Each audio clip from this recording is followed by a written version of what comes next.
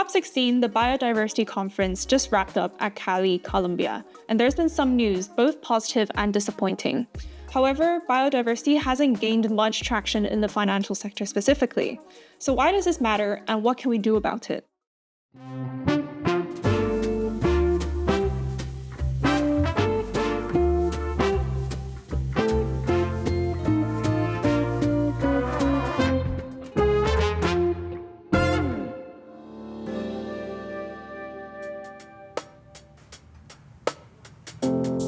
Welcome to ESG and the City, your go-to podcast for all things ESG and sustainable finance. We're here to keep you informed and inspired as you navigate the evolving world of ESG and financial services, all under 10 minutes.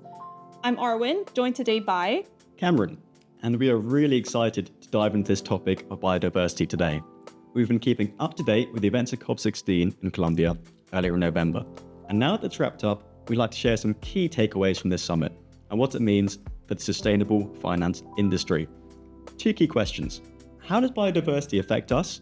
And what role do we have in this new area? So for context, COP16 is the UN's annual biodiversity conference, where world leaders gather to discuss biodiversity protection. This is not to be mistaken with COP29, the Conference on Climate Change Matters. The Kunming-Montreal Global Biodiversity Framework was established at the same conference last year at COP15. And this roadmap sets out ambitions to halt and reverse nature loss by 2030, addressing topics like biodiversity loss, restoring ecosystems, and protecting Indigenous peoples' rights. The events from this year's COP16 mainly revolved around building the foundation for implementing the Global Biodiversity Framework, GBF. Cameron, do you want to highlight the key takeaways from this conference? Gladly. We've had a number of success stories this year, and to name a big one to start with, all 196 countries have agreed to establish a permanent body representing Indigenous interests under the Convention. This is a huge step to recognising Indigenous people's rights to advise the conservation and use of biological diversity, enhancing Indigenous knowledge and participation. The second round of good news, a coalition of 20 countries have signed a declaration to accelerate biodiversity practices, including achieving conservation, reversing deforestation, and strengthening educational awareness. These principles will be essential in mobilizing society towards preserving nature. Unfortunately, the summit wrapped up on a bit of a disappointing note. I hate to bring bad news, but countries from the global north, like the EU, Japan, and Canada, opposed a proposal for a dedicated nature fund aimed at supporting restoration in developing countries. They argued that it would just complicate the funding landscape. Now, these same developed countries have previously committed to mobilize $20 billion per year by 2025 to boost international financial flows. But so far, they've only pledged $160 million towards this GBF fund. According to Reuters, it's looking unlikely that this financing gap will be filled. Unfortunately, Arwen, you are absolutely right. But it's important that we're in the conversation. Without the adequate funding, the countries in need for this finance will not be able to deliver on the national strategies and the collective goals and targets of the GBF, which is to halt and reverse nature loss by 2030. Interestingly enough, the private sector actually bears the brunt of this impact. Businesses from every sector, directly or indirectly, depend on biodiversity for their operations and overall profit margins. Financial institutions in particular have a substantial value chain, and there is a lack of transparency and traceability across biodiversity resource use, creating potential operational and reputational risks.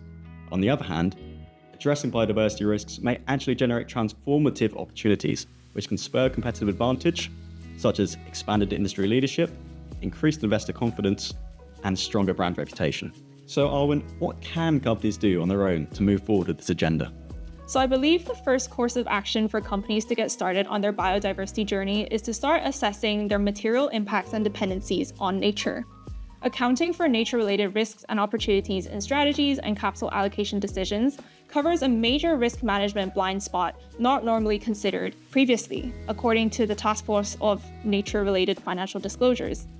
So investment managers need to consider their current state of and capacity for environmental assets in their products and services to maximize value and effectuate good corporate governance. So there are plenty of additional public resources for financial institutions to get equipped with before preparing for these assessments. For example, the Science-Based Targets for Nature, and the Partnership for Biodiversity Accounting Financials have their own guidance and standards, just to name a few.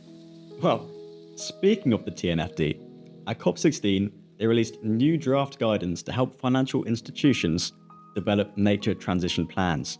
This guidance goes beyond the basics, covering priorities like setting transition goals, creating engagement strategies, and understanding dependencies on metrics and targets.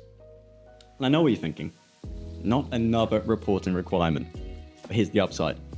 It includes synergies across all sustainability goals, from climate change to social objectives. Ideally, as a market, we should be moving towards integrated planning that covers all ESG aspects over time. I'm glad we're wrapping up this episode on a more hopeful note. Even though we have a long way to go to integrate biodiversity and nature considerations into strategies, I personally find this very exciting. It's a whole new world to explore. So as always, we'll end this episode with a question. What do you think are your company's material nature-related impacts and dependencies? Thanks for listening to ESG in the City. If you found today's episode engaging, be sure to like, share, and hit that subscribe button wherever you get your podcasts. Got questions or suggestions? Connect with us on LinkedIn and Novartis Global, or reach out to us at esg@novartis.global. We would love to hear from you. Here's Arwen and Cameron, signing off for now.